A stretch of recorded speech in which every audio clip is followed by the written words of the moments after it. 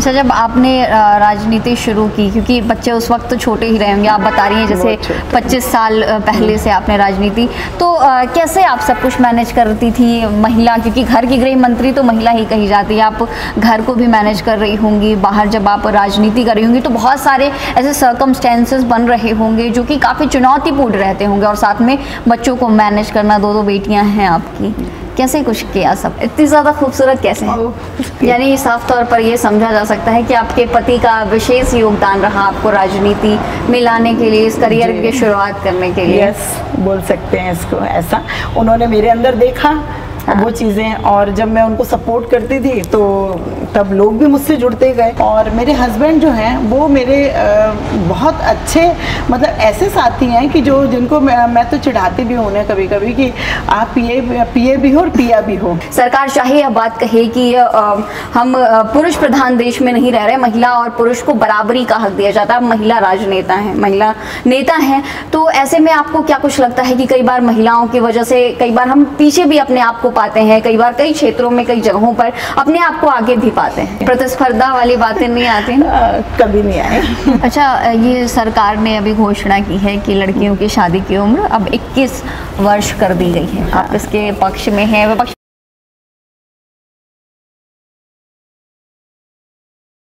नमस्कार, द लोक नीति में आप सभी का बहुत स्वागत है। इस वक्त हमारे साथ हमारे स्पेशल प्रोग्राम में चर्चा के लिए मौजूद हैं शमशाबाद से विधायक राजश्री रुद्र प्रताप सिंह जी। तो सबसे पहले आपका बहुत धन्यवाद, बहुत आभार हमारे साथ जुड़े रहने के लिए। नमस्कार।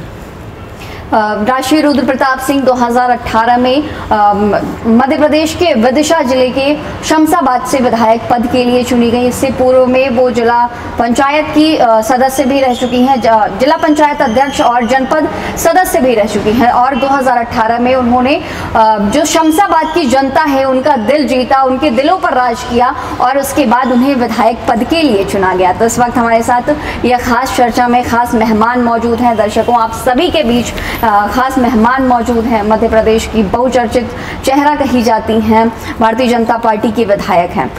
मैडम, सबसे पहले हमारा आपसे ये सवाल है कि इतनी ज़्यादा खूबसूरत कैसे हैं? वाकई आप चर्चा होती है काफ़ी, क्योंकि जो राजनेता हैं और मध्य प्रदेश के जो नेता हैं, जनता के बीच उनकी चर्चा रहती है, चाहे वो उनकी जो कार्य प्रणाली हो उसको लेकर के हो, चाहे वो खूबसूरती को लेकर हो, आपकी चर्चाएं बहुत होती हैं आपके काम के साथ साथ आपकी खूबसूरती को लेकर। इसलिए मेरा पहला सवाल आपसे यही रहा है। काम तो मैंने जितना हो सकता है, जितना किया जा सकता है, मैंने करने की कोशिश की, और शायद यही जो अंदर से जो एक आत्मा बोलती है उसकी खुशी हो सकता है चेहरे पे दिखती हो। अच्छा, वो खूबसूरती है। ओके, तो काम जो है इनका काफ़ी दिखता है, और मैडम कह रही हैं कि ये जो काम है इसी से ये चमकती हैं, जो चेहरे पे जो चमक है, जो प्रकाश नज़र आ रहा है, ये सारा इनका जो कर्म है, इनके काम है, वो सारा सब कुछ है। अच्छा, आपसे एक और सवाल, जो हमारा ख़ास सवाल है कि आप महिला हैं, जैसा कि कहा जाता है कि देश में महिलाओं को बराबरी का हक दिया जाता है, लेकिन कहीं ना कहीं ये हम देखते हैं, और हम एक महिला होने के नाते यह महसूस करते हैं कि चाहे यह बात कही जाए, सरकार चाहे यह बात कहे कि हम पुरुष प्रधान देश में नहीं रह रहे, महिला और पुरुष को बराबरी का हक दिया जाता है, महिला राजनेता हैं, महिला नेता हैं, तो ऐसे में आपको क्या कुछ लगता है कि कई बार महिलाओं की वजह से कई बार हम पीछे भी अपने आप को पाते हैं, कई बार कई क्षेत्रों में कई जगहों पर अपने आप को आगे भी पाते हैं? मुझे तो मेरे मामले में कभी ऐसा लगा नहीं कि महिलाएं पीछे रहेंगी या पुरुष प्रधान समाज है। वैसे पुरुष प्रधान समाज है ऐसा हम महिलाएं ज़्यादा बोलते हैं जी, है, बट जो मुझे ऐसा लगता नहीं कभी कि मुझे पीछे रहना पड़ा हो या किसी काम में मुझे आगे ना लाया गया हो। अब मेरे बारे में ही देखिए कि मेरे हस्बैंड ने खुद मुझे आगे बढ़कर ये ऑफ़र किया कि नहीं, आप तुमको इलेक्शन लड़ना चाहिए। तो मतलब मैं अपने मामले में तो ऐसा नहीं सोचती, और ना मुझे ऐसा दिखता है। आजकल महिलाएं बहुत आगे हैं, और एक ज़माना हो गया ये पुरुष प्रधान चीज़ों को बोलते बोलते। अब तो ऐसा नहीं बोलना चाहिए महिलाओं को।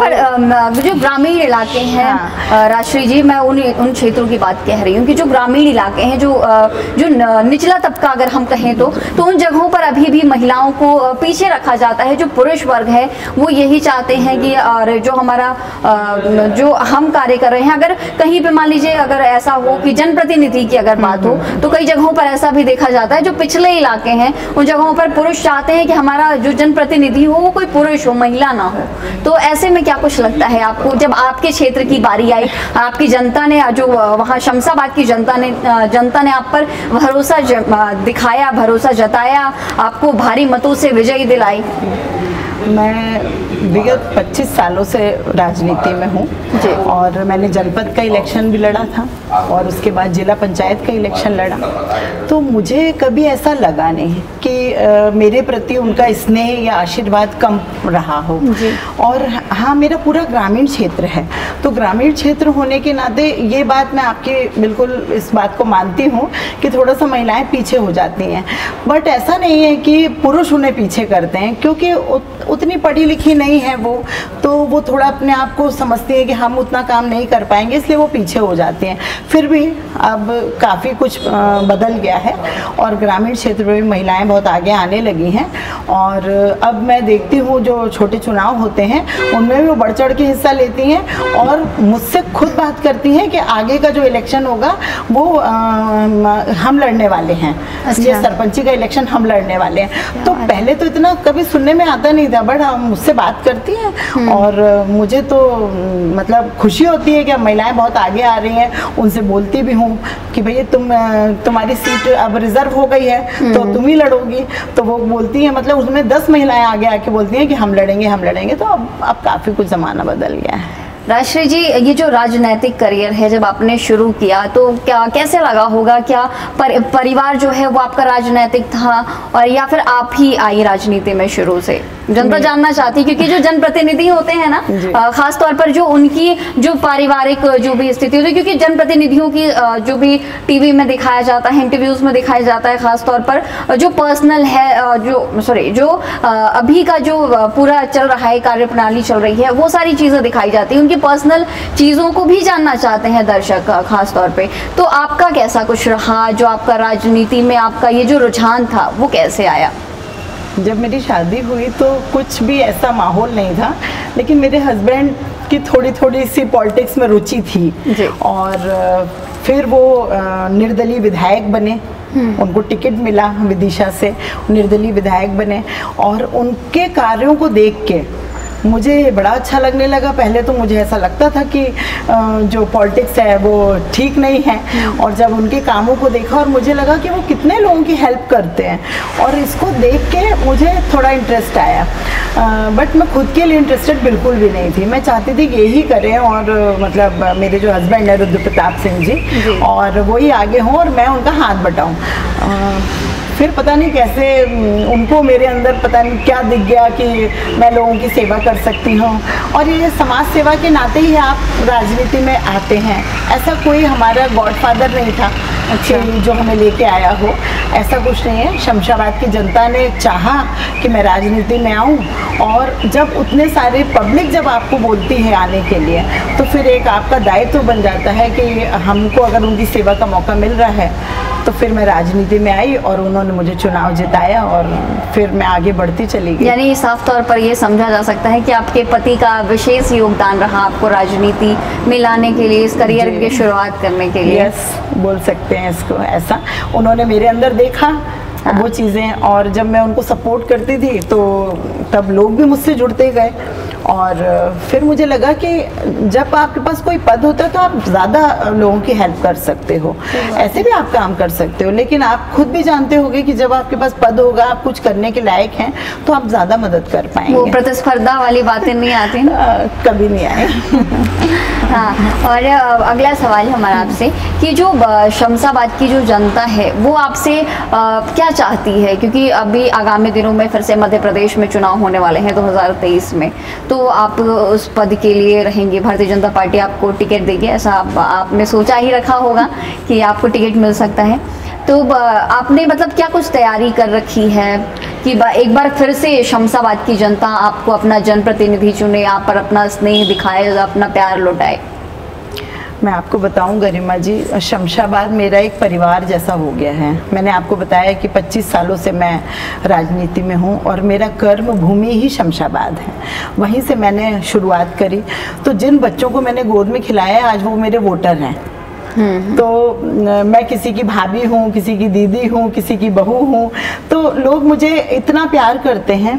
और वो प्यार देखने को मिला कि मुझे जब टिकट मिला तो लोगों में इतना उत्साह था कि चुनाव मैं नहीं लड़ रही थी, वो सारे पूरी शमशाबाद इलेक्शन लड़ रही थी मेरे लिए। और अभी भी बस लोगों को काम चाहिए था, उनको विकास चाहिए था, हमने विकास करके दिया। और 2023 में आपको रिजल्ट मिलेगा जो हमने उनके लिए किया है।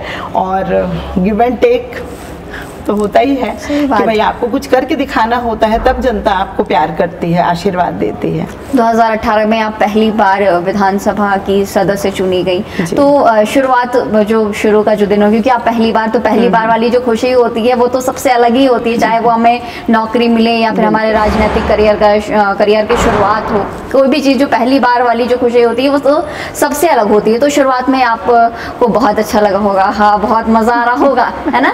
और उसके बाद फिर बहुत चुनौतीपूर्ण भी रहा होगा, काफ़ी चुनौतियाँ आई होंगी, तो उसका सामना आपने कैसे किया?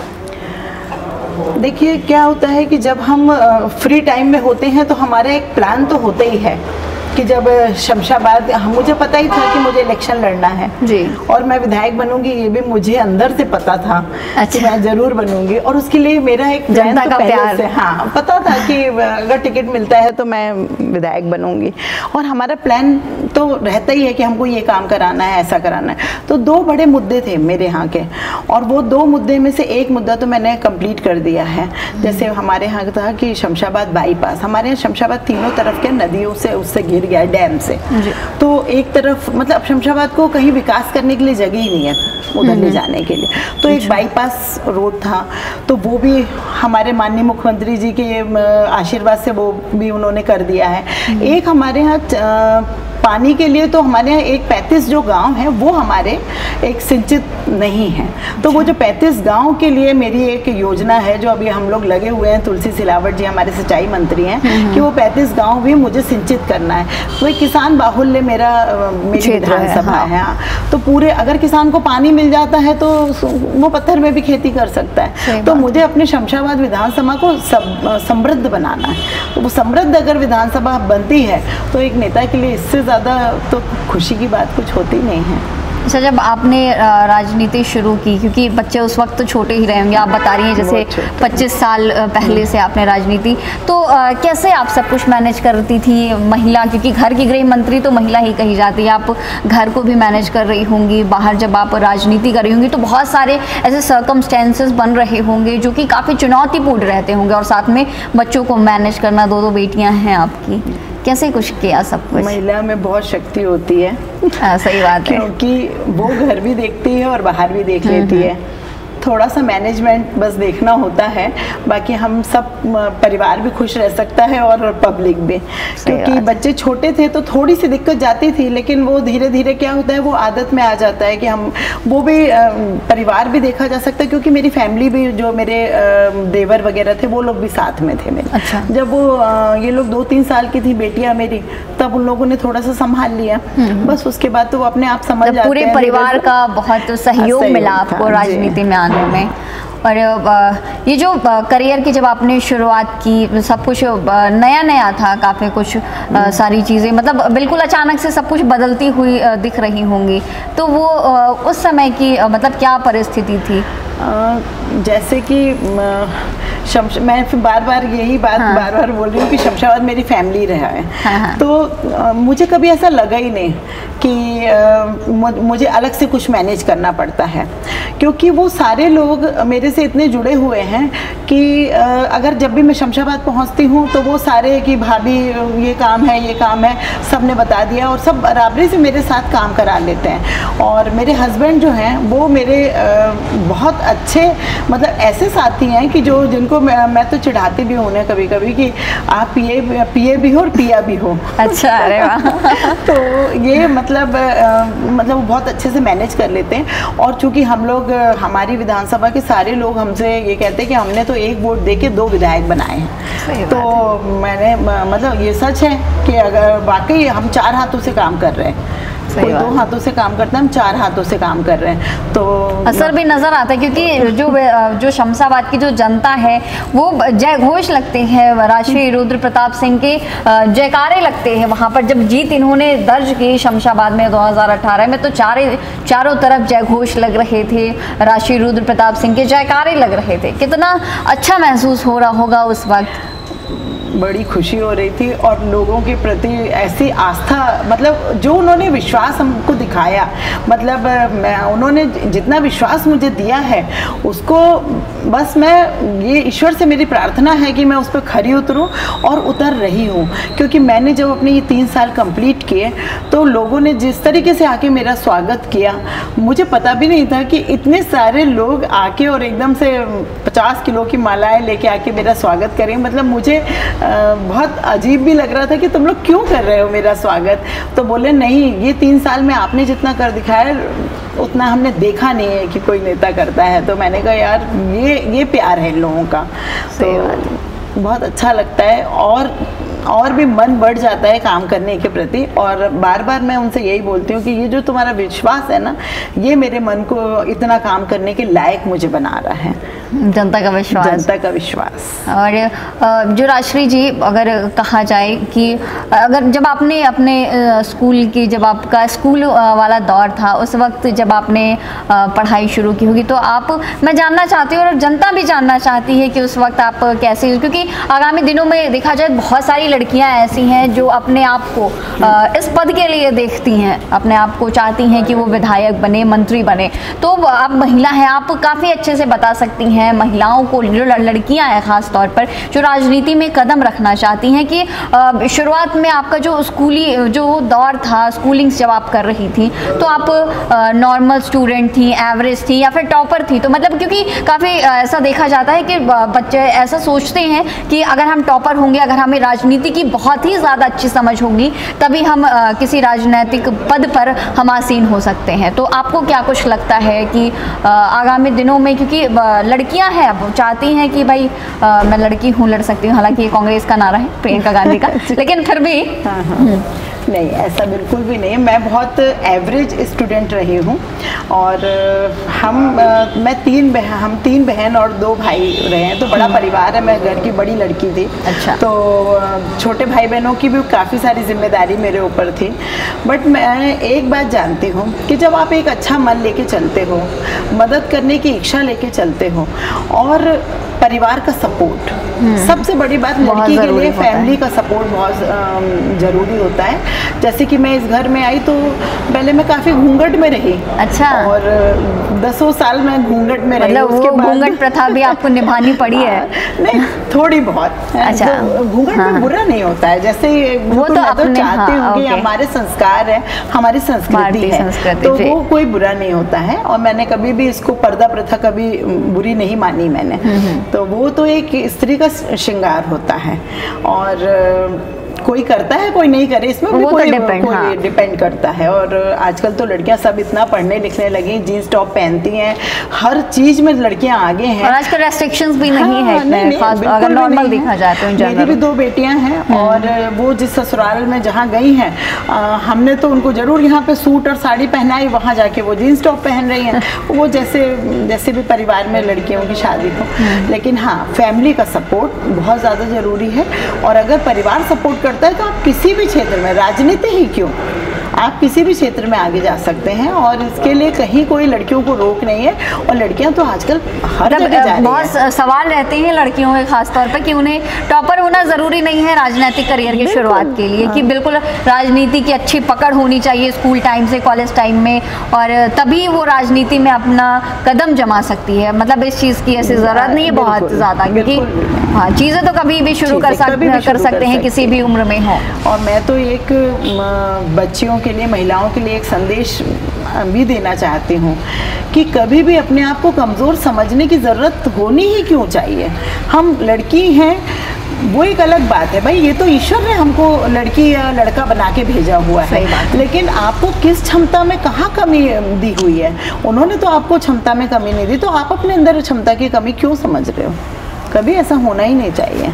अच्छा, ये सरकार ने अभी घोषणा की है कि लड़कियों की शादी की उम्र अब 21 वर्ष कर दी गई है। आप इसके पक्ष में हैं, विपक्ष में? आपकी शादी कब हुई थी पहले तो अब मुझे मैडम ये बता दीजिए। बहुत साल पहले हो गई। हाँ, बहुत साल पहले तो मुझे पता है। 18 साल में हुई थी मेरी शादी। ठीक है। लेकिन ये बहुत अच्छा हुआ कि 21 साल कर दी, मतलब मैं इसके पक्ष में हूँ। और वो इसलिए मैं बताना चाहूँगी, क्या होता है कि देखिए लड़कियों को पढ़ने का टाइम मिल जाता है।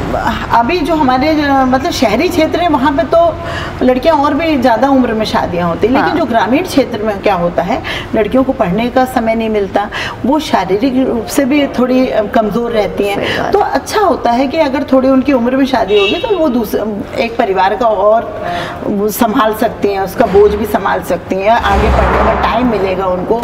और जब उनको बच्चा वगैरह होता है तब भी वो थोड़ी अपनी उम्र को लेके तो रहेंगी, उनके शरीर में उतनी ताकत भी होना चाहिए ना कि वो एक नया परिवार संभाल सके। सही बात है।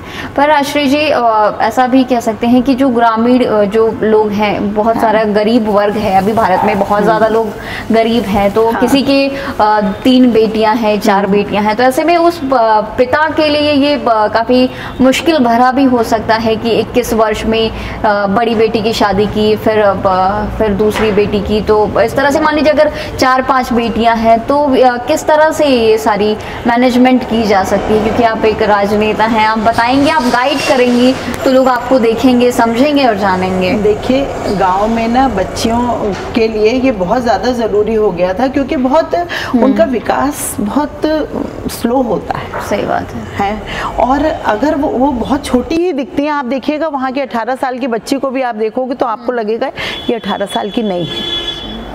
तो ये कभी कभी कुछ चीज़ें प्रैक्टिकली भी देखी जाना बहुत ज़रूरी होता है। और जब हम लोग बैठते हैं और इस विषय पे चर्चा होती है तो हमें खुद भी समझ में आना चाहिए कि वाकई लड़कियों को टाइम तो मिलना चाहिए कुछ सोचने समझने का। अगर वो शादी करना चाहती हैं या नहीं करना चाहती, ये भी वो हाँ ना बोलने के लायक भी तो हो जाए। सही बात, ये भी बहुत ज़रूरी है। हाँ। और अगर हम सिर्फ ये सोचेंगे कि पिता के अगर 3 लड़कियां हैं और उनकी तीसरी बच्ची की शादी वो कब करेंगे, तो ऐसा तो बिल्कुल नहीं है, क्योंकि बड़ी बेटी अगर 21 साल की होती तब उसकी शादी हो जाएगी, भाई 1-2 साल बाद दूसरी की हो जाए। लेकिन ये इसके लिए हम किसी एक बच्ची के साथ इतना अन्याय नहीं कर सकते कि अगर गांव में खास तौर पर अभी तक मतलब जो देखा गया है इसी तरह से होता था कि जिसकी 3 से 4 बेटियां हैं तो वो इसी तरह से वो लोग शादी कर देते थे ताकि मतलब बोझ भार कम हो उनके ऊपर। देखिए हमारे जो माननीय मुख्यमंत्री जी हैं जी, उन्होंने तो बेटियों को लाडली लक्ष्मी बना दिया है। अब तो बेटियां होने पे भी किसी को कोई तकलीफ नहीं होती है। और बेटियां भी पढ़ाई के लिए भी उनके पास पैसे होते हैं। हर चीज़ के लिए माननीय मुख्यमंत्री जी ने, भाजपा सरकार ने इतना सारा बेटियों को दिया है, इतना तो किसी ने भी मतलब किसी सरकार ने भी बेटियों के लिए नहीं किया होगा। और अब तो ऐसी स्थिति, अब ऐसे पिछड़े गांव भी नहीं बचे हैं। और समझ में भी आना चाहिए, लोगों को भी समझ में आना चाहिए कि हम लड़कियों के साथ इतना अन्याय नहीं कर सकते। यहाँ तो हम महिलाओं को सक्षम होने की बात कर रहे हैं और यहाँ हम ये कहें कि पिता के लिए बोझ हैं हो जाती हैं लड़कियाँ, तो ये दोनों बिल्कुल विरोधाभासी बातें हो रही हैं, है ना। हाँ। तो ये चीज़ें तो होना ही नहीं चाहिए। और अब लड़कियां कहीं कोई बोझ नहीं है। और आप ये मानिए कि सब लड़कियां, मैं गांव में जाती हूँ, बच्चियां इतनी होशियार हो गई हैं, इतनी समझदारी की बातें करती हैं कि मुझे ये लगता है कि ये लड़कियां जब किसी दूसरे के यहाँ जाएंगी वाकई ये 2 परिवार संभालेंगी। और इसीलिए हमारे बड़े पुराने कहते थे कि बेटा अगर होता है तो वो एक ही कुल संवारता है और बेटी जब होती है तो वो 2 कुल संवारती है। तो मैं तो ये इस बात को बिल्कुल मानती हूँ। और शमशाबाद जो आपका क्षेत्र है जहाँ से आप विधायक हैं वो कृषि बाहुल्य क्षेत्र है। तो देखा जा रहा है कि मध्य प्रदेश में लगातार किसानों के सामने समस्याएं आ रही हैं, तो आप उन चुनौतियों से कैसे मतलब मुकाबला करती हैं, कैसे, क्योंकि बिजली की समस्या आए दिन आ रही है, खाद की संकट लगातार मध्य प्रदेश में देखा जा रहा है, किसान परेशान है, तो इन समस्याओं का मैनेजमेंट, क्योंकि आप विधायक हैं उस क्षेत्र की, तो वो सारे मैनेजमेंट आप कैसे करती हैं? किसान, कई बार जनता जो नाखुश है वो भी देखने को मिलता होगा। थोड़ी बहुत दिक्कतें तो हर जगह आती हैं। जब एक परिवार में हम 4 परिवार रहते हैं तो उसमें भी थोड़ी बहुत दिक्कत आती है। तो फिर ये तो बहुत बड़ा एरिया जैसे विधानसभा है तो कहीं कहीं दिक्कतें आती हैं, उनको हम लोग सॉर्ट आउट करते रहते हैं, इतनी कोई परेशानी नहीं आती है। खाद की समस्या भी क्या होता है, 4 दिन पहले से किसान चिल्लाने लगता है, उसको लगता है 4 दिन बाद हमारी बोनी होनी है और आज हम नहीं बोलेंगे, तो पर्याप्त हो जाता है सबको। हाँ, लेकिन ये है कि अब परेशानियां थोड़ी बहुत आती हैं, वो सॉर्ट आउट होती रहती है, दिक्कत इतनी नहीं है। आगामी दिनों में मध्य प्रदेश में चुनाव होने वाले हैं 2023 में, तो आपको क्या कुछ लगता है कि क्या इम्प्लीमेंटेशन की ज़रूरत है मध्य प्रदेश में? सारे जनप्रतिनिधियों को अपने अपने क्षेत्र में बहुत छोटी छोटी सी समस्याएं जो होती हैं उनसे जाके रूबरू होते रहना चाहिए। बेसिक से शुरू करने की ज़रूरत है। हाँ, कुछ नहीं, सिर्फ हमें जाके अपने लोगों से बात करने की ज़रूरत है। और मुझे नहीं लगता, देखिए जितना पैसा सड़कों के लिए चाहिए था, जितना पैसा बिजली के लिए चाहिए था, जितना पैसा पानी के लिए चाहिए था, वो सब है, पर्याप्त है। क्या होता है, ज़रूरतें तो हमेशा बनी रहती हैं, ज़रूरतें कहाँ ख़त्म होती हैं। हमारी एक ज़रूरत ख़त्म होती है तो हमारी दूसरी सामने आ जाती है। उसी चीज़ें तो हमेशा ऐसे ही चलती रहती हैं। लेकिन हाँ, जो जनप्रतिनिधि हैं वो जाके अपनी जनता से अगर मिलते रहते हैं, हम बात करते रहते हैं, तो छोटी छोटी समस्या ही थोड़ी ऐसी होती है कि अगर वो सॉर्ट आउट हो जाती है तो उतनी ज़्यादा बड़ी समस्या होती नहीं। और 2023 तो भाजपा फतेह करने वाली है, आप देखिएगा।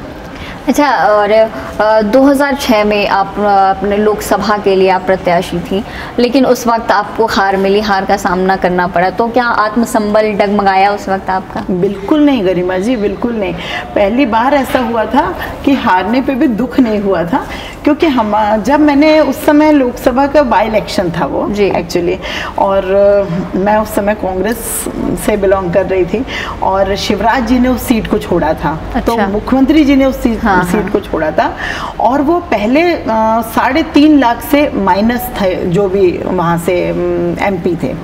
और मैं मात्र 70,000 से माइनस थी। तो मुख्यमंत्री के सामने इलेक्शन लड़ना ही अपने आप में बहुत बड़ी बात थी। और मात्र 70,000 से माइनस थी, तो कोई दुख नहीं था। बाई इलेक्शन था, थोड़ा पता ही होता है कि अब सीएम से टकरा रहे हैं, तो ठीक है, आत्मबल बिल्कुल कम नहीं हुआ था, थोड़ा बड़ा था कि हाँ अब एमपी के लायक एलिजिबल हो गए हैं। हाँ हाँ। और ये अक्सर देखा जाता है कि मध्य प्रदेश में नेताओं के विवादित बयान बहुत सामने आते रहते हैं। सरकार ने, अभी जो भाजपा सरकार है, वो विधायकों के, खासतौर पर विधायकों की शिक्षा दीक्षा के लिए तैयारी मध्य प्रदेश शिवराज सरकार ने की है कि विधायक जाके यूनिवर्सिटीज़ में उनके लिए स्पेशल क्लासेस की तैयारी कर रखी है। पर विधायक यह बात कहते हैं कि उन्हें ज़रूरत नहीं है, लेकिन अक्सर कर ऐसा होता है कि विवादित बयान सामने आते रहते हैं। तो आपको क्या कुछ लगता है कि गुड कम्युनिकेशन स्किल की ज़रूरत है? क्योंकि शब्दों की सीमा होती है, हमें कई बार ऐसा होता है कि हालांकि गलतियां तो सभी करते हैं, लेकिन फिर भी एक जनप्रतिनिधि के नाते शब्दों की सीमा हमें अपनी निर्धारित रखनी चाहिए। तो आपको क्या कुछ लगता है? हालांकि अभी तक आपके विवादित बयान नहीं सुने हैं मैंने। कभी कभी ऐसा होता है कि हम कुछ अच्छा करने जाते हैं और कुछ गलत हो जाता है। सही बात है। तो इसको तो मैं यूं ही बताना चाहूँगी कि कभी क्या होता है कि हम ज़्यादा अच्छा करने के लिए कोशिश करते हैं, और शायद उन्होंने यही सोच के कि भाई विधायक अगर और ज़्यादा ज्ञान अर्जित कर लेंगे तो कुछ और अच्छा होगा। पर ऐसा लगता है कि विधायक अपने सेल्फ रेस्पेक्ट पे ये बात ले लेते हैं, तो उन्हें लगता है कि उन्हें शिक्षा दीक्षा की ज़रूरत ही नहीं है, झूठ में शिवराज सरकार ने ऐसा कर दिया है। लेकिन मतलब है ज़रूरत, मुझे जहाँ तक लगता है, और लोगों को भी लगता है और सरकार को भी लगता है, तभी ये तैयारी की गई है। देखिए, पढ़ाई लिखाई तो आखिरी सांस तक करते रहे तो भी कम है, सीखने की तो कोई उम्र नहीं होती। वही तो, कभी ऐसा नहीं होता। तो ये तो खैर कुछ इसको नहीं कह सकते ऐसा, लेकिन आप एक विधायक हैं, तो आपको क्या लगता है कि सरकार का ये फैसला सही है, कितना अच्छा सही लग रहा है? और मुझे तो लग रहा है कि शायद मुझे फिर से एक बार फिर लिखने पढ़ने के लिए जाने के लिए तो well educated एक फिर से हम एक स्टूडेंट बनेंगे। मुझे तो ये भी बहुत अच्छा लग रहा है, और सीखना तो हमेशा ही अच्छा होता है वाकई।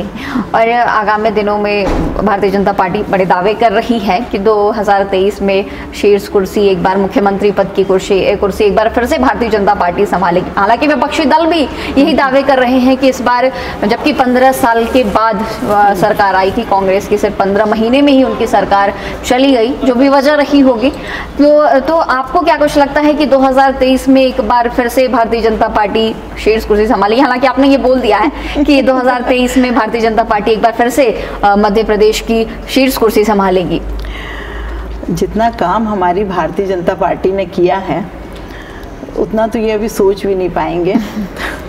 और 2023 जो है भारतीय जनता पार्टी ही जीतेगी, वो ही अपना परचम फहराएगी। ये तो मैं आज आपको पहले भी बोल चुकी, दोबारा भी बोल रही हूँ। अब अपने आप को मंत्री पद के लिए देखती हैं? अब ये तो सीएम तय करेंगे। हाँ, ये बड़ा सवाल है ना, अहम है ये, और इसका जवाब भी क्या, कोई बात नहीं। और हाँ, ठीक है। तो आगामी दिनों में अगर भारतीय जनता पार्टी जीतती है और शमशाबाद से एक बार आपको फिर से चुना जाता है, ऐसा भी हो सकता है कि आप मंत्री पद के लिए भी चुनी जाएं, तो आपको क्या लगता है कि शमशाबाद में क्या कुछ और ग्रोथ एंड डेवलपमेंट की ज़रूरत है? क्योंकि ऐसा देखा गया, ऐसा माना गया है कि जो शमशाबाद की बहुत सारा ऐसा क्षेत्र है, बहुत सारे ऐसे लोग हैं जहाँ पे अभी भी शिक्षा का स्तर वो काफ़ी डाउन है। लाइक जो अभी टेक्निकल की अगर बातें हम करें तो सोशल मीडिया में लोग पीछे हैं और शिक्षा का स्तर काफ़ी अभी डाउन है। तो आपको क्या कुछ लगता है कि शिक्षा का स्तर यहाँ पे बढ़ाने की ज़रूरत है, महिलाओं को और उनका और ज़्यादा हक और ज़्यादा सम्मान देने की ज़रूरत है? हाँ, थोड़ा सा जैसे विदिशा जिले की बात करें तो शमशाबाद थोड़ा सा पिछड़ा है, क्योंकि क्या होता है कि वहाँ के लोग आके विदिशा में रह के अपने बच्चों के एजुकेशन वगैरह करवाते हैं। तो सभी के पास इतना पैसा तो नहीं होता कि वो बोर्डिंग में बच्चे को डालें, और तो ये थोड़ी सी दिक्कत तो आती ही है। हाँ, लेकिन अगर आपको एक बार फिर से आपको मौका मिला तो क्या कुछ इम्प्लीमेंटेशन की ज़रूरत है? अब वो तो मौका मिलेगा, फिर मैं आगे आपसे चर्चा होगी तो बताऊंगी कि मैंने वहाँ के लिए भी कुछ अपना कुछ डिज़ाइन कर रखा है, वहाँ मुझे क्या करना है। ओके, फिर वो आप तभी रिवील करेंगी जब 2023 में आप एक बार फिर से शमशाबाद की कुर्सी संभालेंगी। बिल्कुल बिल्कुल। तो इस वक्त हमारे साथ मौजूद थी खास मेहमान, मध्य प्रदेश का बहुचर्चित चेहरा है, ग्लोइंग चेहरा कह सकते हैं इन्हें, और जनता भी, जो महिलाएं हैं खास तौर पर, जनता बहुत पसंद करती है इन्हें, राष्ट्रीय रुद्र प्रताप सिंह। तो आगामी दिनों में मध्य प्रदेश में 2023 में विधानसभा चुनाव होने वाले हैं। इन्होंने भी बड़े दावे किए हैं कि एक बार फिर से मध्य प्रदेश की शीर्ष कुर्सी पर भारतीय जनता पार्टी का कब्जा होगा, एक बार फिर से मध्य प्रदेश में कमल खिलेगा। हालांकि 15 साल तक मध्य प्रदेश में लगातार कमल का फूल खिला रहा, फिर 15 महीने में कांग्रेस की सरकार आई, लेकिन जनता ने हाथ का पंजा छोड़ दिया और फिर से एक बार मध्य प्रदेश में कमल खिला। और अब आगामी दिनों में 2023 में चुनाव होने वाले हैं, देखना होगा, बेहद दिलचस्प होने वाला है मध्य प्रदेश का यह विधानसभा चुनाव। और मैडम दावेदारी है वहाँ पे इनकी, क्योंकि विधायक हैं, तो आगामी दिनों में इन्हें भी यह लग रहा है, और क्योंकि जनता पसंद करती है और टिकट भी जनता के पसंद के हिसाब से ही सरकार देती है, जो भी पार्टी हो, तो आगामी दिनों में इन्हें एक बार फिर से शमशाबाद की टिकट मिल सकती है, मंत्री पद की भी दावेदारी कर सकती हैं, कहा जा सकता है, क्योंकि ऐसा माना जाता है जनता पसंद करती है और सरकार भी यही देखती है कि जिन्हें जनता पसंद करती है उन्हें मंत्रिमंडल में मंत्री पद दिया जाता है। तो आगामी दिनों में बहुत दिलचस्प होने वाला है 2023 का विधानसभा चुनाव। देखना होगा कि मध्य प्रदेश की शीर्ष कुर्सी पर किसका राज होगा, कौन मध्य प्रदेश की शीर्ष कुर्सी संभालेगा। द लोकनीति में जुड़े रहने के लिए आपका बहुत धन्यवाद। नमस्कार।